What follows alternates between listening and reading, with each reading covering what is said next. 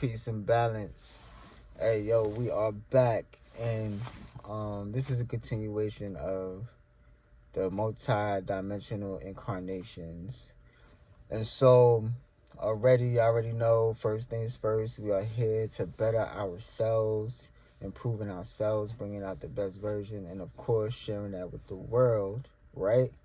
So that they too can break beyond those limits and do the same, bringing out the best versions of themselves as well.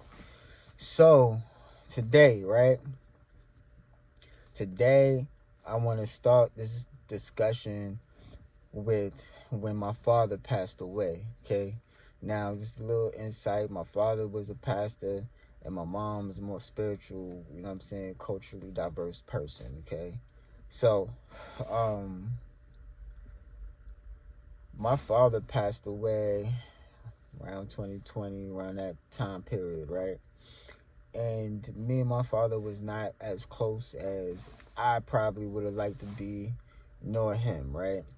And with that being said, he still greatly impacted my life. The memories I have of him is like going to church and he would pick me up for those Sundays, because he was so into the church, you feel me?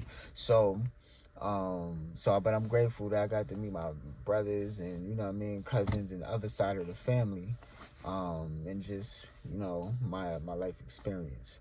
But I've been doing martial arts for so long that some of my ideologies may not match the mainstream religions or anything like that. Even if I say I believe in Christ, trust me, I believe in it a little bit differently than what the mainstream puts out for people.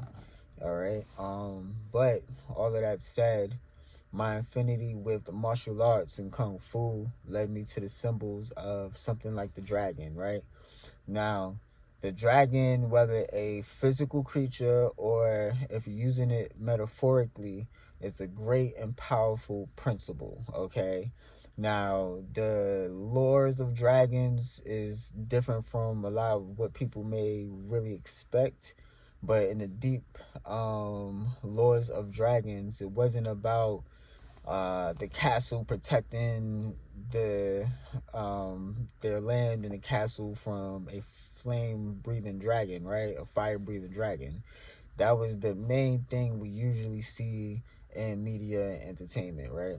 But if you go way back to, a lot of the Chinese lores of dragons, and I'm talking about those long dragons, because this is what I'm about to bring up, okay? Those dragons were more elemental dragons, in which people don't understand. Like, of course, you might see them flying through the sky, but some of these dragons lived in the water and controlled water, while other ones, they were high in the sky and actually control rain and storms. So the lore of the dragon goes very deep, and so that's on a physical level. But on a metaphorical level and things of that nature, right, you're dealing with principles and energies and correspondence to certain energies.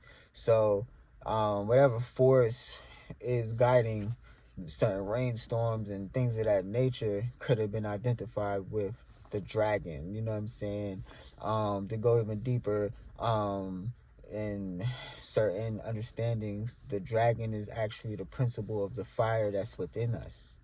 Like, we all have an inner dragon, and when you feeling that flame to like go do something and get stuff done, that's that dragon inside of you, okay? And so there are different ways of identifying what we would like to call a dragon, okay? And so now that that's out the way, right? My father passed away, and it just caused a lot of different emotional turmoil and like different levels of understanding, because around that time I had just had my daughter, and this was a time period where me and him began to talk more.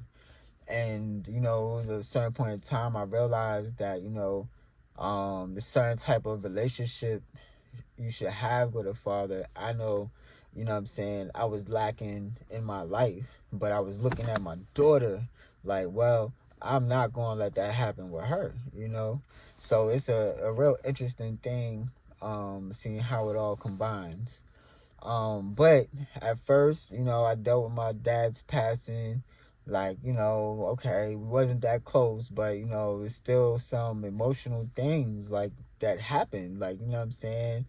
And I remember trying to process it one day, and I was going through my own personal stuff too, right? But then I was like thinking, and I was trying to just find a clear space, man. And I was going through a lot of emotional turmoil. And I remember sitting on the balcony and just being outside and I just ended up crying. I was like, dad, about my dad, and just all the pain that I was in personally in my own life. I ended up busting out crying, and I don't cry like that. So it was like, one of those moments where it was like, oh, wow. So upon that moment of sitting out there crying, right? And I'm like, man, how I'm gonna do this, how I'm gonna do that. I remember closing my eyes, right? And then it was like my mind turned on, fully on, and I seen clouds. I just seen clouds. And then I felt my body going like this. I felt like I was on something, but my body was like, ooh, wait, what? And so this was the middle of the day, and I'm like, I just went into a whole nother like place. And so I realized like I was on something. It had hair, it had scales. I was like, I felt its skin, I felt every detail about it. And I think what stood out the most was the way its body moved and how I was on it and trying to hold on, making sure I held on. And so then as the vision kept coming to me, I realized I was riding on a white dragon.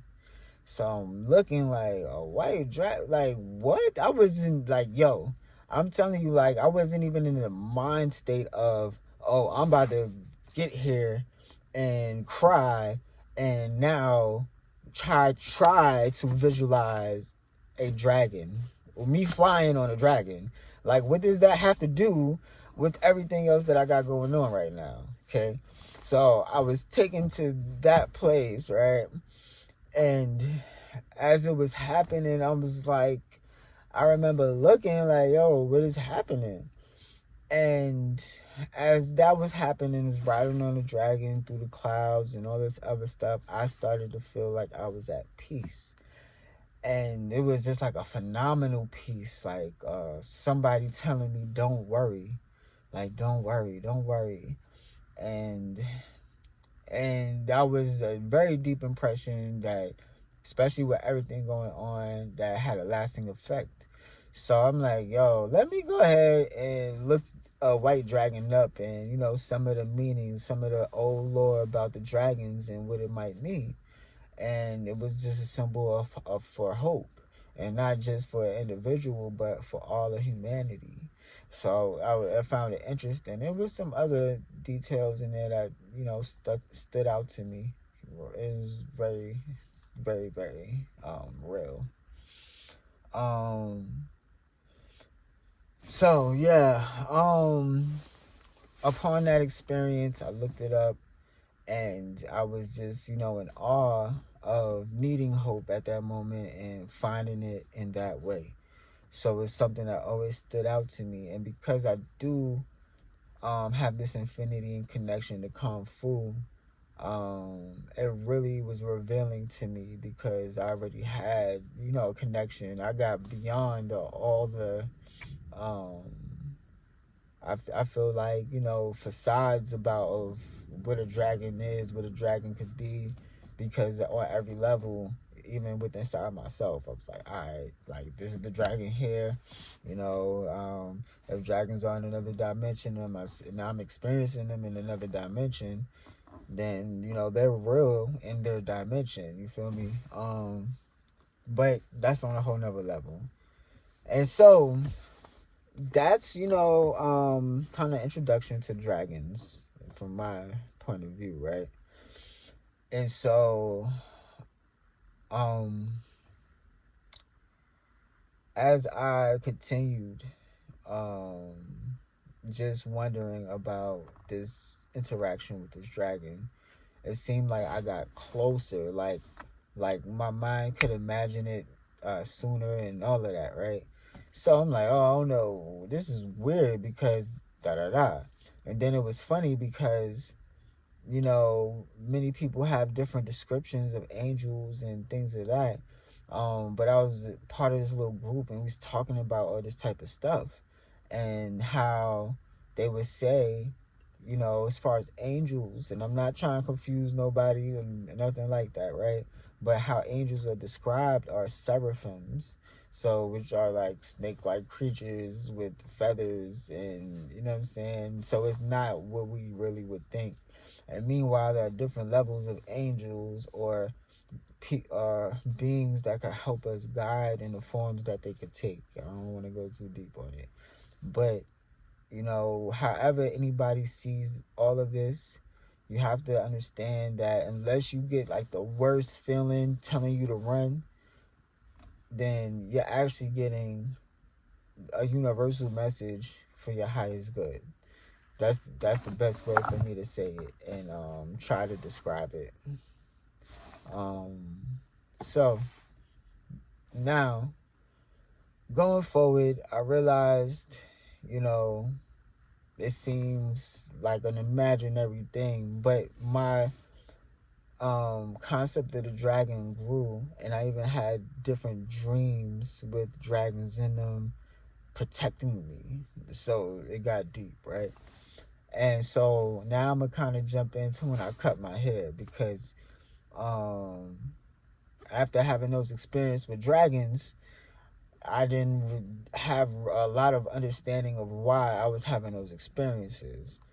But then, as I cut my hair and I went through a realization of most of my multidimensional incarnations, the oldest one I came in contact with is the one who actually rode on the dragons, and that's what he was called. He who rides the dragon. And in that incarnation, I just seen the infinite. It was like just like a older primitive being. That's what I'm gonna say. And like it was almost like the Neanderthal or some shit. It was an older version of us, I want to say, right? But his infinity with the dragon, he could ride them, and it became a very symbolic thing to me because I had just cut my hair and I was like, man, I'm having all these visions.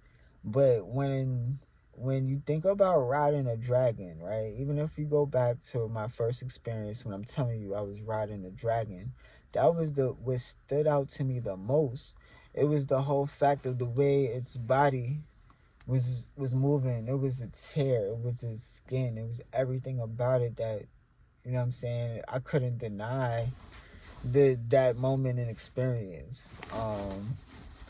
But so when you think about that concept of riding on something that powerful, you know what I'm saying, while many people will fear it, I had moments where I'm like having deep imaginative pictures of a dragon's face in which you should be terrified, and I'm sitting there looking at it like a little puppy or something, and I'm like, yo, I don't want to confuse this, like, you feel me? But why do I feel like a friend or something, like, you know what I'm saying? And so my experiences grew overall, and connecting to the multi-dimensional incarnation of he who rides dragons, right? It just felt more pure. That his essence felt more pure, alive, and fun, and exhilarated. Like, not like that was the point where fear was an everyday challenge. And if you're fearful, you ain't gonna ride the dragon. You're not gonna go hunting. You're not gonna do nothing. You're gonna just sit still. And it was based on survival, but the survival became so thrilling that you know conceptually riding a dragon is like a metaphor for life, you know, even to today, you feel me? But riding the dragon is just a powerful symbol of, you know what I'm saying? Number one, the white dragon was a symbol of hope. So it's like I was being upheld by hope. You know what I'm saying? Through the skies and through all of that. Like, you know what I'm saying? So it became just so symbolic for me that, you know, the universe has a funny way of revealing things by, you know, sometimes just what you're attracted to. You know, not to deter anybody from believing in the Most High. All praise is due to the Most High, beyond all deities and all entities. Like, nobody has more power than the Most High. And in that alignment, you feel me, you'll be able to receive deeper impressions of who you are as well, because it's all in alignment. And you know, I'm gonna be honest, maybe there's different forms of the way the intelligence communicates with us, but it took dragons for me for it to have a greater correlation to what I needed to do in my own present moment. Um, you know, just finding the faith to continue when everybody might be like, yo, what is he talking about? Or what is he, like, what? You know what I'm saying? So it gave me that power to actually believe more than I ever did. Um, I got a couple more minutes, so um, I'm gonna just speak on, since you know it's a part of that multi-dimensional incarnation, he who rides the dragons. In my present reality, it was a while ago, but this present reality, I had a dream because I began to see many dragons that would work for me, or not to say work for me, but work with me, and all different ones too. But long story short, I'm gonna tell you about one of my dreams.